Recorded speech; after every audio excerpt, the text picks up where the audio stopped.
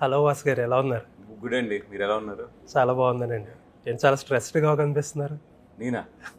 ఉంటాయి కదా పనులండి, రిలీజ్ ఉంది కదా పైగా. అంటే అన్ని సినిమాల కంటే కూడా ఇది కొంచెం ఇంకా ఎక్స్ట్రా స్ట్రెస్ కనిపిస్తుంది ఈ సినిమా. అవునండి, అంటే సినిమా వచ్చి పెద్ద సినిమా అండ్ బాగా కాంప్లికేటెడ్ ఫిల్మ్. మేకింగ్గా కానీ బడ్జెట్గా కానీ, అదేవిధంగా ఇప్పుడు 3 లాంగ్వేజెస్, దాని మొత్తం సెన్సార్లు కానీ దాన్ని ప్రిపేర్ చేయడం కానీ అని మీకు తెలియదే ఉంది ఎంత స్ట్రెస్ ఉంటుంది. కాంప్లికేటెడ్ సినిమా అంటే మీ కెరీర్లో అంటే మేకింగ్ కూడా కాంప్లికేటెడ్. మేకింగ్ కూడా అండి. ఇప్పుడు దీంట్లో సపోజ్ ఒక సైక్లోన్ ఎపిసోడ్ ఉంటుంది సముద్రంలో. అది సముద్రంలో సైక్లోన్ క్రియేట్ చేయడం అంటే ఎంత కాంప్లికేటెడ్, మామూలు కాంప్లికేటెడ్ కాదు. దాన్ని ఇప్పుడు సీజీలో చేయాలి కొన్ని.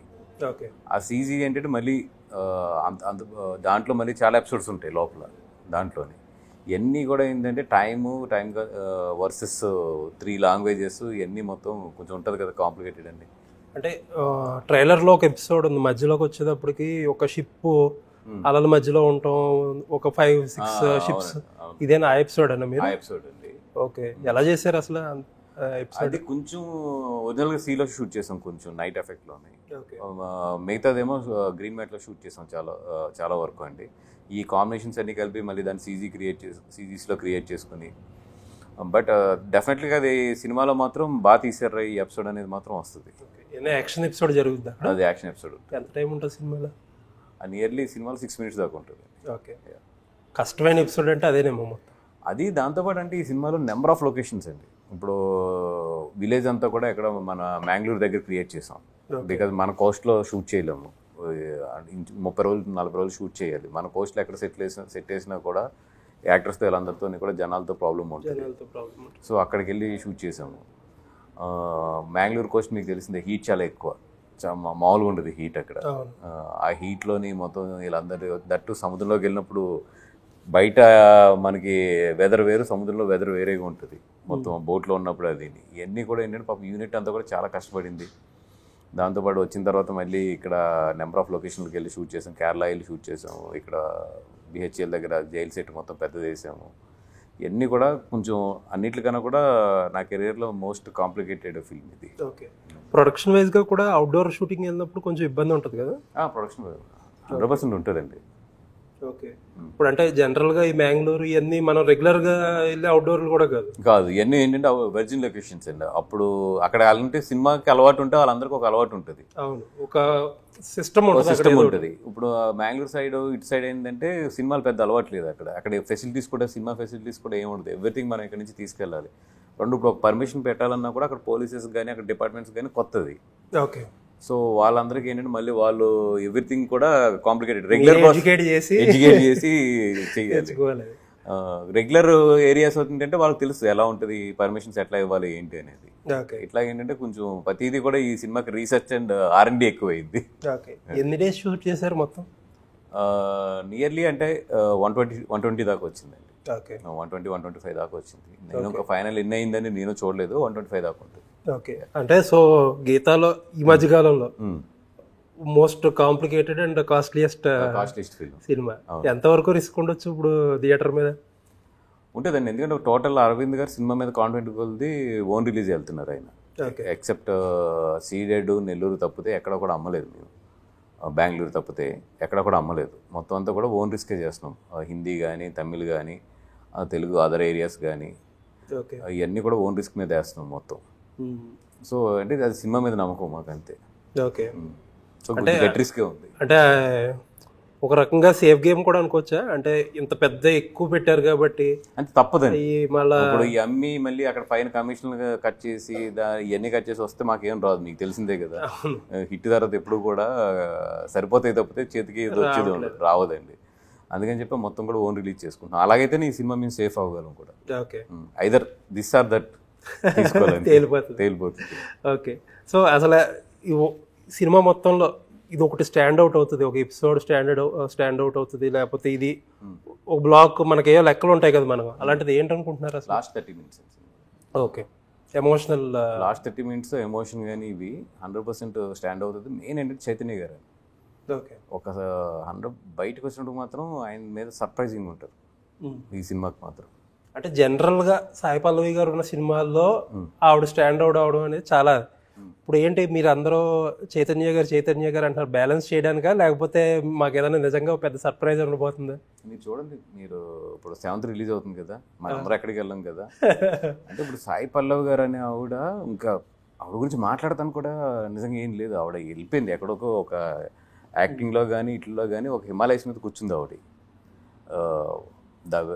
ఆవిడ కెరియర్. చైతన్య గారు ఏంటంటే ఒక కసి, నేను చూసింది ఈ సినిమాకి ఏంటంటే ఆయన ఒక కసి ఉంది చూసారా, ఆ కసి కొలిది చేశాడు ఈ సినిమాని ఆయన. అంటే మనిషిలో కసి ఉండడం వేరు, దాన్ని ఆచరణలో పెడతాం వేరు. ఆయన ఆచరణలో ఆయన కష్టపడుతున్నప్పుడు ఓకే, ఈయన ఇంత కసి ఉంది, ఇంత బాగా ఈ సినిమాని తీసుకుని ఇంత బాగా ఆయనే లీడ్ చేశాడు ఆల్మోస్ట్ సినిమాని, ఇంత బాగా చేస్తున్నాడు, ఈయన ఎంతవరకు మనకి బయటగా ఆయన అనుకున్నది వస్తుంది అనేది ఒకటి ఉండేది నాకు ఫస్ట్లో ఆయన మాట్లాడుతున్నప్పుడు. బట్ అలా నేను సినిమా చూసిన తర్వాత మాత్రం ఈ సినిమాకి నేను సర్ప్రైజ్ ఫీల్ అయిందైతే మాత్రం చైతన్య గారు.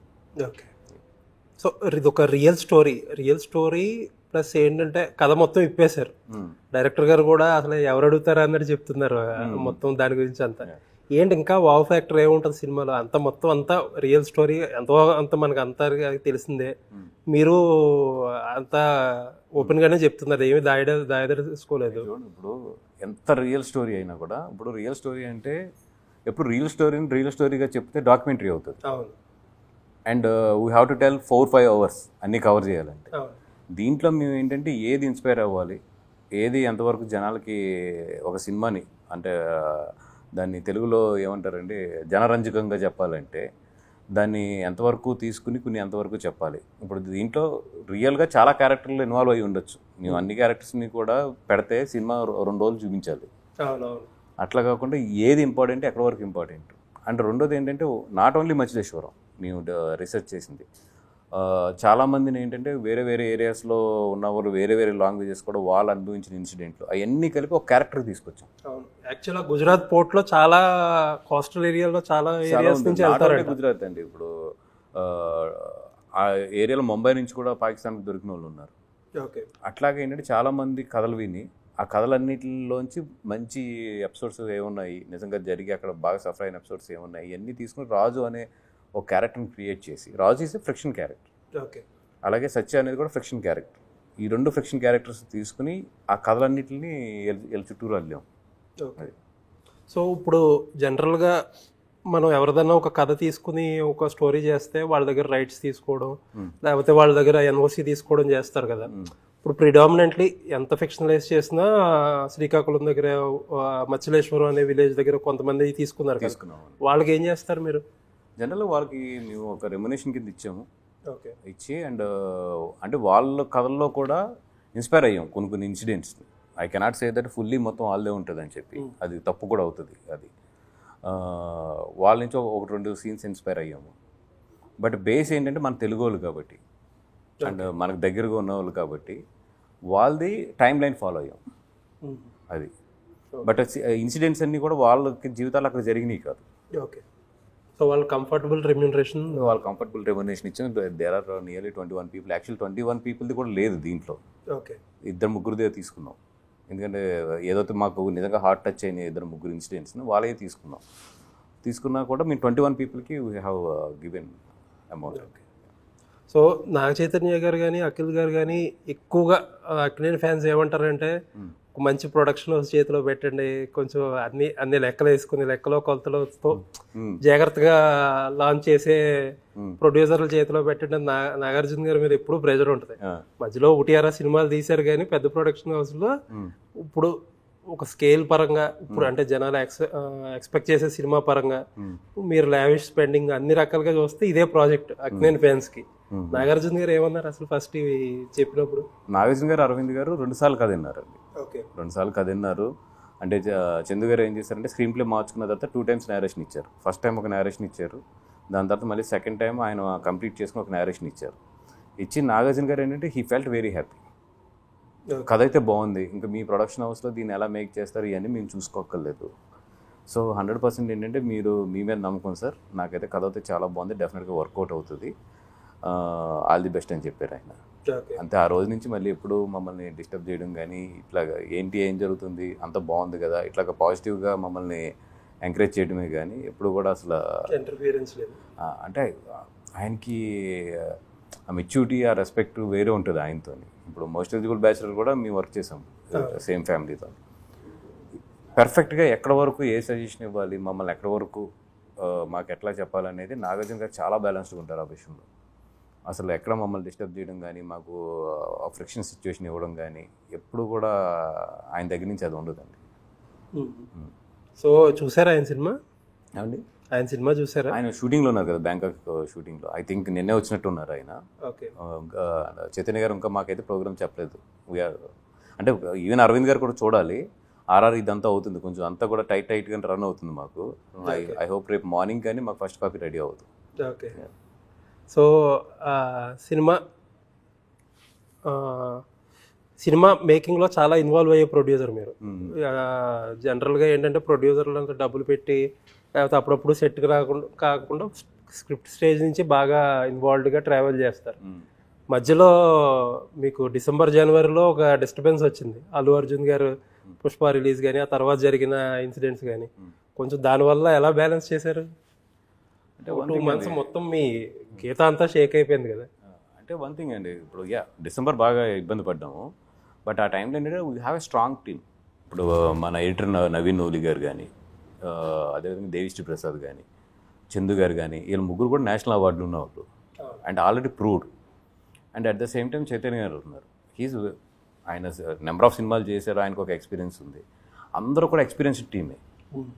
సో మేము లేకపోయినా కూడా క్రియేటివ్గా కానీ వర్క్ పరంగా కానీ ఎక్కడ స్లో అయ్యే టీం కదా. అందుకని చెప్పి మేము ఇంచుమించు 1 month మిస్ అయిపోయాం. 1 month మిస్ అయిపోయినా కూడా ఇప్పుడు Feb 7th అప్పుడు చాలామంది కూడా అనుకున్నారు Feb 7th ఇది రిలీజ్ ఉండదు బికాజ్ ఆఫ్ ఇది జరిగింది కాబట్టి ఇప్పుడు పోస్ట్పోన్ అవుతుంది ఇదంతా. నేను because of we have a very strong team inside. మేము లేకపోయినా కూడా they did very good job మేము వచ్చినప్పటికి.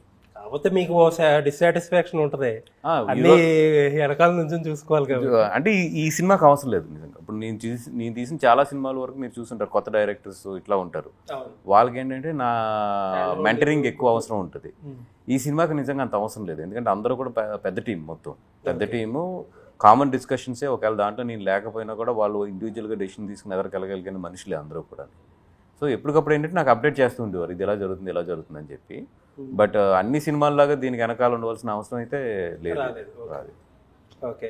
సో ఇంత బిజీ షెడ్యూల్లో ఇందాక నుంచి చెప్తా ఉన్నారు, ఎంత బిజీగా ఆ బాబుని కూడా వెళ్ళి కలిసినట్టున్నారుగా. అవునండి, అది నిన్న ఏం చేశారంటే నిన్న మార్నింగ్ బన్నీ గారు ఒక చిన్న సమీక్ష కింద పెట్టారు నాకు, వాళ్ళ డాడీకి, కాంతారావు గారు అని చెప్పి బన్నీ గారి దగ్గర ఉంటారు. ఆయన ఎవ్రీడే ఏంటంటే అక్కడ అప్డేట్స్ తీసుకుని బన్నీ గారికి ఇస్తూ ఉంటారు. ఆయన డైలీ అప్డేట్స్. అంటే ఈయన వాళ్ళ ఫాదర్ వాళ్ళతో డైరెక్ట్ కాంటాక్ట్లో ఉండకూడదు కదా బికాజ్ ఆఫ్, అందుకని చెప్పి కాంతారావు గారు అనే ఒక ఆయన్ని హాస్పిటల్కి డెడికేట్ చేశారు. అక్కడ ఏదైనా జరుగుతున్నా ఏం జరుగుతున్నా కూడా ఈయనకి అప్డేట్ చేయమని చెప్పి ఆయనే ఫాలో అవుతున్నారు. అది నిన్న మార్నింగ్ సమీక్ష పెట్టి ఎట్లా ఉంది ఏంటి అనే దాని మీద మమ్మల్ని పెట్టి, అంటే ఆయన అడిగింది ఏంటంటే ఇక్కడ నుంచి ఇంక వేరే లెవెల్ స్టెప్ ఏదైనా తీసుకోవచ్చా ట్రీట్మెంట్లో, బికాజ్ హీఈస్ రికగ్నైజ్. కొంచెం మూవ్మెంట్స్ అన్నీ కూడా బాగానే ఉన్నాయి పిల్లోడి, కొంచెం ఫాస్ట్ రికవరీ చేయడానికి ఏదన్నా సెకండ్ ఒపీనియన్స్ ఏదైనా తీసుకొచ్చా, మనం ఎవరన్నా తీసుకురావచ్చా, లేదంటే ఎక్కడికైనా తీసుకెళ్ళచ్చా, ఇవి ఒకసారి కనుక్కోమన్నారు. కనుక్కున్నా నేను హాస్పిటల్కి వెళ్ళాను. ఆయన మెయిన్ లేరు కానీ అక్కడ డాక్టర్తో మాట్లాడాను. తర్వాత అరవింద్ గారికి అప్డేట్ చేశాను. అరవింద్ గారు ఆయన మెయిన్ భాస్కర్రావు గారు తేలుతో అరవింద్ గారు మాట్లాడతారన్నారు.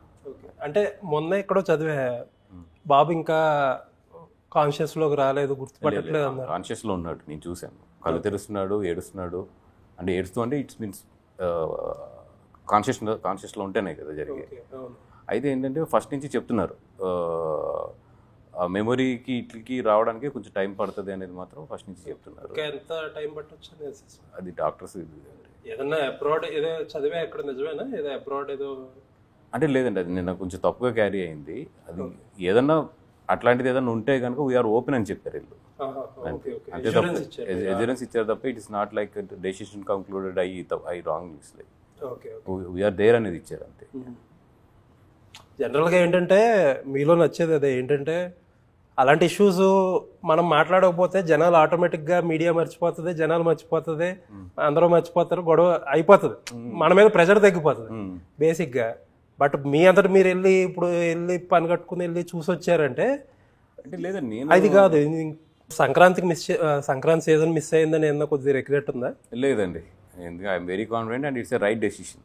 ఎందుకంటే ఎన్ని థియేటర్లు ఉన్నాయి, మనం వేస్తే అప్పుడు ఎన్ని థియేటర్లు పడేది, సంక్రాంతి సినిమా ఎంత వస్తున్నది, ఎంత గట్టిగా ఉంది, ఇవన్నీ నాకు ఐడియా ఉన్నాయి. ఇప్పుడు మేము ఒక సినిమాని కనుక్కుంటూ ఉంటాం కదా, ఏ సినిమా ఎట్లా ఉంది ఏంటి, that to our very close association ఉన్న ఫ్యామిలీ సినిమా అది. సో ఆ సినిమా ఎట్లా ఉంది ఇవన్నీ కూడా మాకు ఐడియా ఉంది 100%. అండ్ నెంబర్ ఆఫ్ థియేటర్స్ ఎన్ని పడతాయో కూడా మాకు ఐడియా ఉంది ఒకవేళ మేము రిలీజ్ చేస్తే. కాదు వాసు గారు, క్లియర్ గా స్ట్రైట్ గా ఒక క్వశ్చన్ అడుగుతున్నా. అందరిలోనే ఉన్న ఒపీనియన్ ఏంటంటే బన్నీ గారికి మెగా ఫ్యామిలీకి ఏదో కొద్దిగా గ్యాప్ ఉన్నట్టుగా కనిపిస్తుంది అందరికీ. సో ఈ టైంలో గేమ్ చేంజర్ మీద గీతా ఆర్ట్స్ లో నుంచి వస్తున్న ఒక సినిమా వేస్తే అనవసరమైన కొత్త డిస్టర్బెన్స్లు ఎందుకులే, గేమ్ చేంజర్ కి ఇబ్బంది మనం ఆ టాపిక్ కి అసలు రానివ్వకూడదని చేయడానికి అని చెప్పి వదిలేశారు అని అంటున్నారు. ఎంతవరకు నిజం? లేదండి, నాకున్న ఫ్యాక్ట్ ప్రకారం అయితే నాకు బిజినెస్ క్యాలిక్యులేషనే ఇది, ఆ టైం వేయడం కరెక్ట్ కాదు అనేది. అండ్ మాకు క్లారిటీగా తెలుసు ఎన్ని థియేటర్స్ దొరుకుతాయి ఏంటి అనేది. మేము పెట్టిన పెట్టుబడికి అక్కడ దొరికే థియేటర్స్ అరవింద్ గారికి లేకపోతే దీనికి థియేటర్లు దొరకవు ఇవన్నీ అసలు. అది ఇదివరకు రోజులు అరవింద్ గారికి థియేటర్లు అసలు అవైలబిలిటీ అరవింద్ గారు మొత్తం థియేటర్లు ఉన్నాయి అనేది. ఇప్పుడు అరవింద్ గారి దగ్గర థియేటర్స్ వదిలేసాడు ఆయన దగ్గర హార్డ్లీ ఉన్నాయి 20 థియేటర్లు ఉన్నాయి అంతే మొత్తం. అది కూడా కృష్ణా జిల్లా. నా దగ్గర ఉన్న ఎక్కువ థియేటర్లు ఎక్కువ, ఆయన దగ్గర కరెక్ట్గా చూసినా కూడా 6-7 థియేటర్ల మించి లేవు. థియేటర్ విషయంలో వాసు గారే బిగ్ షాట్. అసలు అరవింద్ గారు థియేటర్స్ బిజినెస్ నుంచి వెళ్ళిపోయి 6-7 సంవత్సరాలు అవుతుంది. ఎప్పుడు నైజాం కానీ మొత్తం ఆయన డిస్ట్రిబ్యూషనే తగ్గించేసుకున్నారు ఆయన వద్దు అనేది. సో ఆయన దగ్గర ఇప్పుడు హార్డ్లీ 4-5 ఉన్నాయి థియేటర్లు అంతే ఆయన దగ్గర. వాసు గారు ఒకప్పుడు అవార్డ్స్, నంది అవార్డ్స్ గురించి బాగా వోకల్గా ఫైట్ చేశారు మీరు. అవార్డ్స్ ఎవరికి రావాలి ఇవన్నీ పక్కన పెడితే మరి తెలంగాణ గవర్నమెంట్ ఇంత ఒక అవార్డ్స్ ఇస్తాము అన్నా సరే ఇండస్ట్రీ నుంచి ఎందుకు మూవ్మెంట్ లేదంటారు? అంటే నేను దీని మీద మొన్న ఒకసారి మాట్లాడాను, సేమ్ క్వశ్చన్ వేసినప్పుడు. ఇప్పుడు 2 గవర్నమెంట్స్ చాలా ప్రొయాక్టివ్ గవర్నమెంట్స్ మనకి. అంటే నిజంగా మనందరం ఇప్పుడు యాక్సెస్ చేయగలిగి మనందరం కూడా వెళ్ళి మాట్లాడుకోగలిగిన గవర్నమెంట్స్ 2 కూడా. బట్ స్టిల్ వెనకబడుతున్నామంటే అది మన ఇండస్ట్రీలో కూడా పెద్దలందరూ చెక్ చేసుకోవాలని చెప్పి. ఎందుకంటే వాళ్ళు మీటింగ్లు అయినాయి, వాళ్ళు ప్రొయాక్టివ్గా ఉన్నారు. మన సైడ్ నుంచి ఎక్కడన్నా యాక్టివ్గా లేమో చెక్ చేసుకోండి అంటే నాకు పెద్ద డైలాగ్ పడింది, ఏమైనా దాసనారాయణరావు అని. అప్పటి నుంచి నేను అనుకున్నది ఏంటంటే నా పని నేను చేసుకోవడం బెటర్ రా బాబు, ఇండస్ట్రీ గురించి మాట్లాడే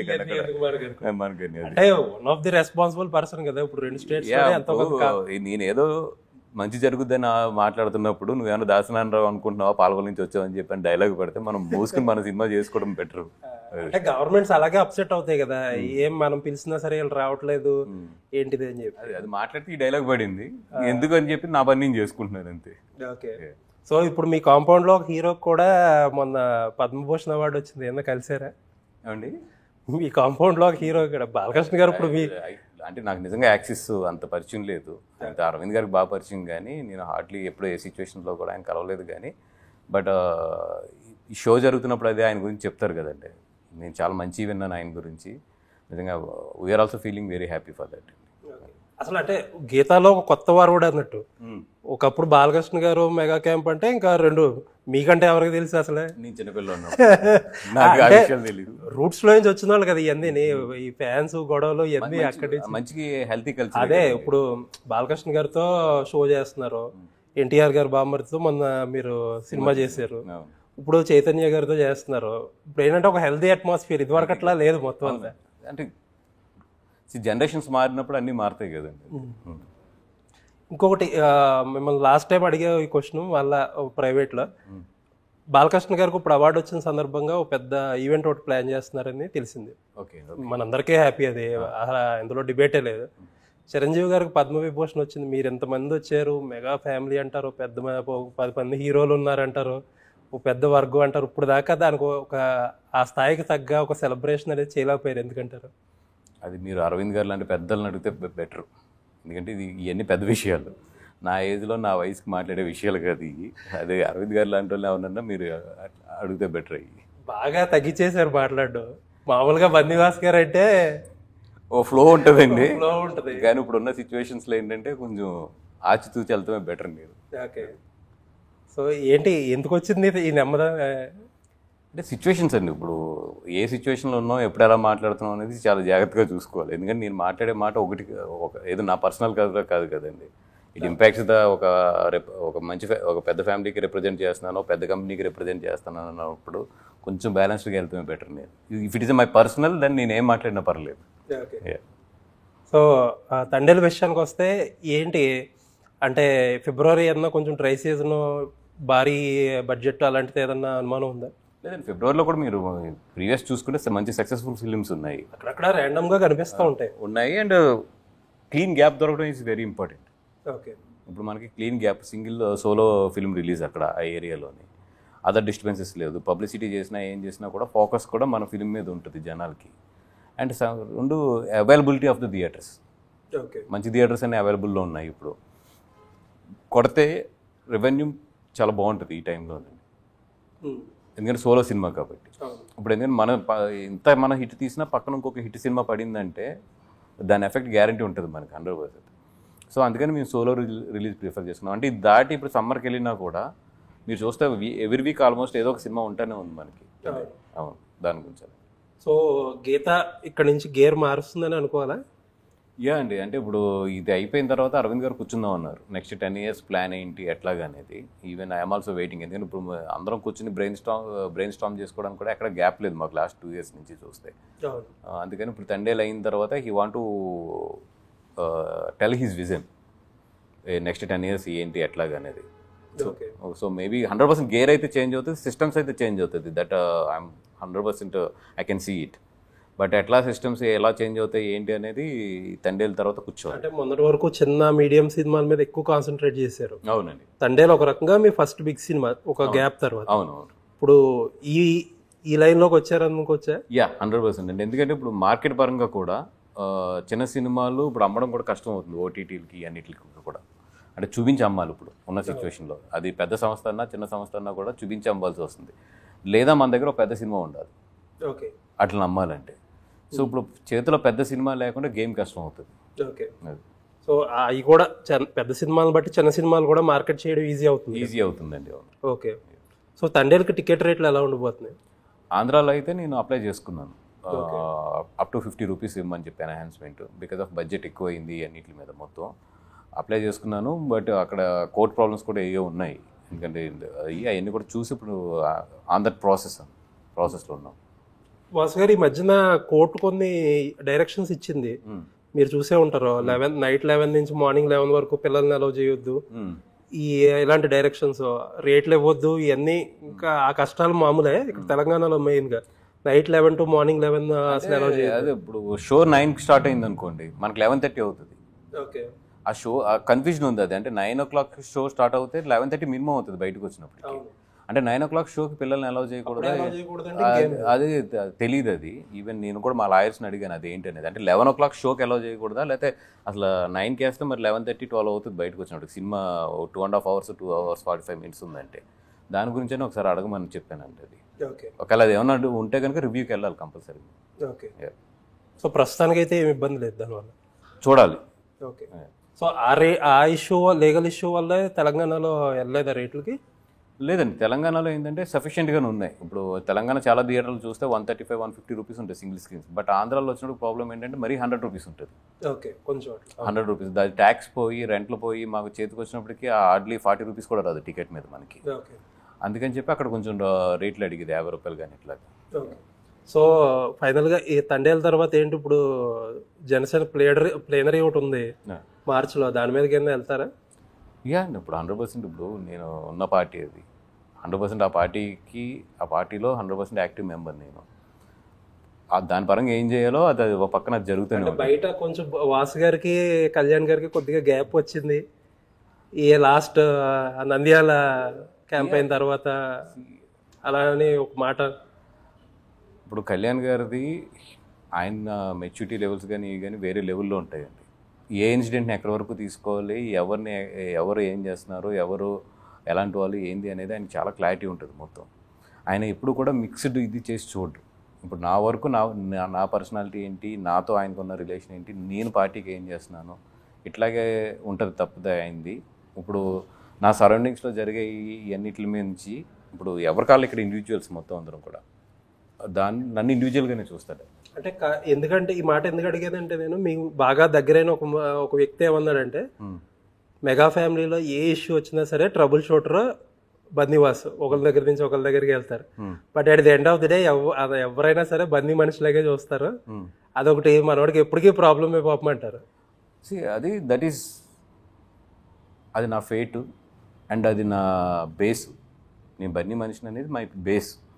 దాని నుంచి నిజంగా ఏదన్నా వచ్చినా కూడా I'm ready to face it. దాన్ని నేను ఇప్పుడు బాగున్నప్పుడేమో నేను బన్నీ మనిషినని, కష్టం వస్తేనేమో నేను బన్నీ మనిషిని కాదని, ఆ వ్యక్తిత్వం అయితే కాదు. సో కష్టమైనా నష్టమైనా ఇంకా అది తప్పదు కదా. దట్ ఈస్ మై ఏమంటారండి ఐడెంటిటీ. అది దానివల్ల ఏదైనా గెయిన్ వచ్చినా అది నాదే, ఏదైనా లాస్ వచ్చినా కూడా అది నాదే. అంతే తప్పితే గెయిన్ వచ్చినప్పుడు ఒకలాగా లాస్ వచ్చినప్పుడు ఒకలాగా అయితే మాత్రం నేను ఉండలేదు. సో ఏంటంటే నెక్స్ట్ తండేల తర్వాత మిత్రమండలి అనే ఒక సినిమా అయితే తీస్తున్నాను నేను. మన దర్శి వీళ్ళందరూ కూడా ఉన్నారండి దాంట్లోని. తొందరలోనే అనౌన్స్ చేస్తాను. తండేలు అయిపోయిన తర్వాత దాని మీద ఫుల్ ఫోకస్ పెడదామని చెప్పి ఇంకా అనౌన్స్ చేయలేదు సినిమా అది. ఓకే. సో తండేలతో అక్కినేని ఫ్యాన్స్కి కానీ లేకపోతే నాగార్జున గారికి కానీ ఏమని ఒక భరోసా ఇవ్వబోతున్నారు? అక్కినేని ఫ్యామిలీ ఫ్యాన్స్ అయితే మాత్రం మీరు 100% ఏదైతే లాస్ట్ ఒక 3-4 ఇయర్స్ నుంచి వెయిట్ చేస్తున్నారో మీ వెయిటింగ్కి అయితే మాత్రం ఇది ఫుల్ఫిల్ చేసేస్తుంది. నేను ఒక స్టేజ్ మీద కూడా చెప్పాను, మీరు అందరూ కొత్త షర్ట్లు కొనుక్కోండి, కాలర్ మంచి ఐరన్ చేసుకోండి, ఎత్తండి అని. ఇప్పుడు ఏం చెప్తున్నానంటే నేను కాపీ చూశాను. ఎదిగేటప్పుడు ఒదుగుండటం మనకి చాలా అవసరం. మీరు అందరూ కలిపి 7th మార్నింగ్ షో అయిన తర్వాత ఒక్కడు చూపించండి బయటికి అనేది, అంతే. నెంబర్ చెప్పండి. నెంబర్ చెప్తే జోష్ ఇంకా చెప్పాను కదండి, 100% ట్రిపుల్ డిజిట్లోకి అయితే వెళ్తుంది సినిమా. షేర్ ఏమండి, gross. Okay. So all the best అండి. తండేలు పెద్ద హిట్ కొట్టాలి. అంటే పెద్ద సినిమాలు ఇంకా మరిన్ని రావాలి, గీతా ఆర్ట్స్ నుంచి కానీ మీ నుంచి కానీ. నెక్స్ట్ లెవెల్కి వెళ్ళాలి, పొలిటికల్గా కూడా వెళ్ళాలి, ఫిలిం పరంగా కూడా మంచి హైట్స్కి వెళ్ళాలి. టైం ఇస్తున్నారు. Thank you so much.